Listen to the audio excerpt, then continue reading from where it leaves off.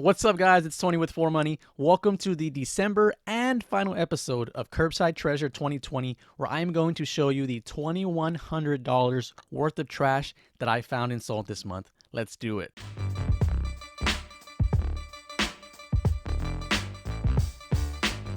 If you're new to the channel, welcome and thanks for stopping by.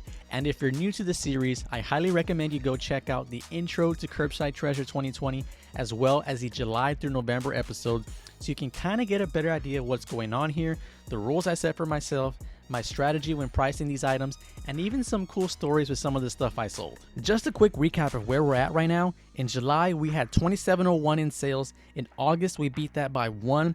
In September, we had $2,000 in sales. In October, we had $1,738. In November, we had $1,942. And this month, we are once again trending upward, $2,100 in sales. I don't know how long the series is going to last, but I had a blast doing it, and I hope you guys enjoyed watching it too. Go out there and keep an eye out for stuff that's on the curb, because you never know what you're going to find. Okay, let's get right into the trash I sold this month. This month in bikes, we had $323 in sales. Once again, I sold a huge lot of bikes to the same lady back in November. I reached out to her and she was extremely thrilled I had this many again. $150 for all these bikes, and I even threw in a couple extra things to make the deal even sweeter. This 26-inch mountain bike sold for $90. When I picked it up, the chain was off the rear cassette, so I'm guessing that's why they threw it away. The rest of the bike was in great shape. These two BMX bikes sold for $65. This one here I sold on eBay, and after shipping and fees I profited $18. I picked it up as a parts only bike, but I looked up the crank arm and the pedals on eBay, and there was actually some value to this. This month I only sold one grill for $120.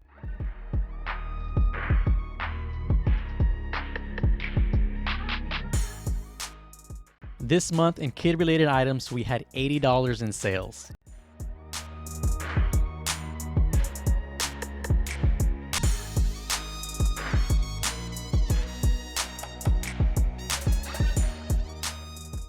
This month in sports, we had $342 in sales.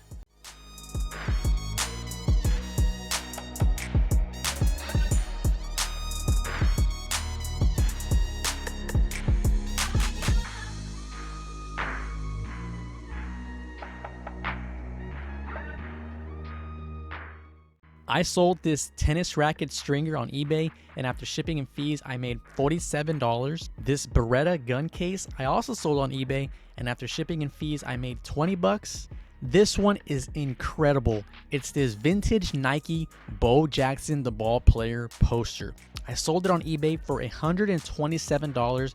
After shipping and fees, I profited $98.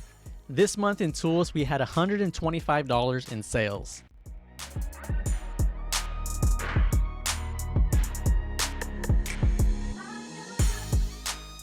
In furniture, once again, we had a big month, $427 in sales. This patio table and chairs sold for $120. I actually dragged this over to my neighbor's house to take this picture because they had a little bit more space than I did. I know that was an excellent price because it sold in probably 3 minutes. I sold these IKEA bed slats on eBay, and after shipping and fees, I made $40. These things were extremely heavy, but in really good shape.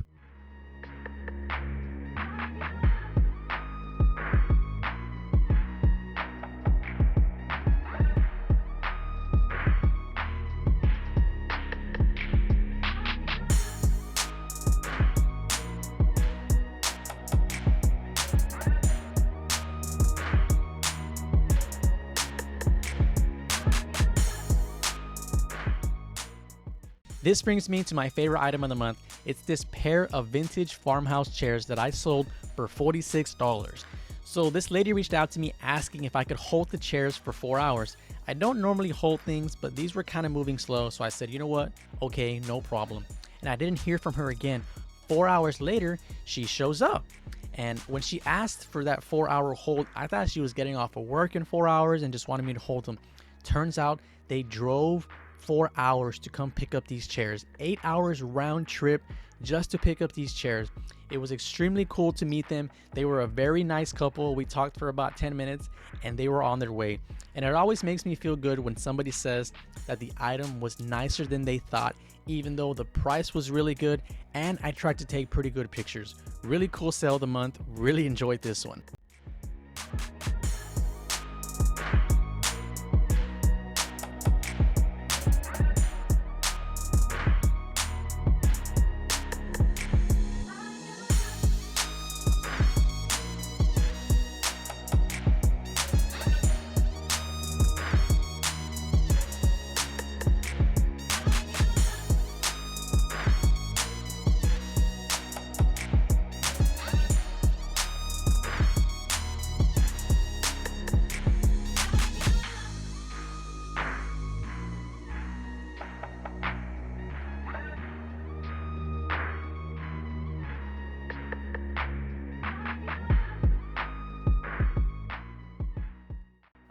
I picked up this red promotional display canoe.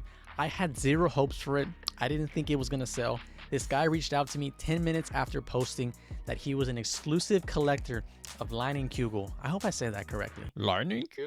Leinenkugel. Leinenkugel. Leinenkugel? Leinenkugel. Leinenkugel? I guess leaving the comments not gonna help me. He was the only person who I think would have actually bought this. He lived about an hour away, drove, came and picked this thing up, was super excited, and sent me a picture of where he put this thing in his man cave. Very, very cool sale. I had no hopes for it, but it worked out pretty good. This standing desk sold for $140. I was very surprised when I found this one because these are very expensive. People at the office love them, people at home love them. The levels go up and down. $140 for this one was a really good deal. These 4 Christmas trees right here sold for $147. This tall one right here, I actually delivered and installed it for them. They were very grateful to me and I had no problem doing it because they didn't live that far away. My wife was not a big fan of me selling this one because I kind of used her booth at a market days to sell it. But 20 bucks is 20 bucks. Now here are a few things that I just didn't pick up. Either not past the curb, not clear and obvious, not a lot of value, or just too heavy.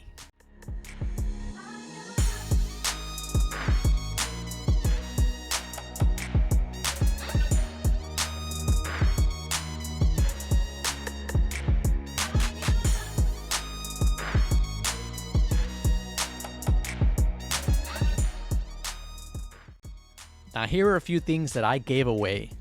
I gave this 7-foot tree to one of my neighbors, and after they decorated it, they sent me this really nice picture. I gave these to a friend of mine who makes custom welded barbecue pits, and he uses these as the legs. I actually found about 20 pairs of these from July through December, and I just gave them all to him.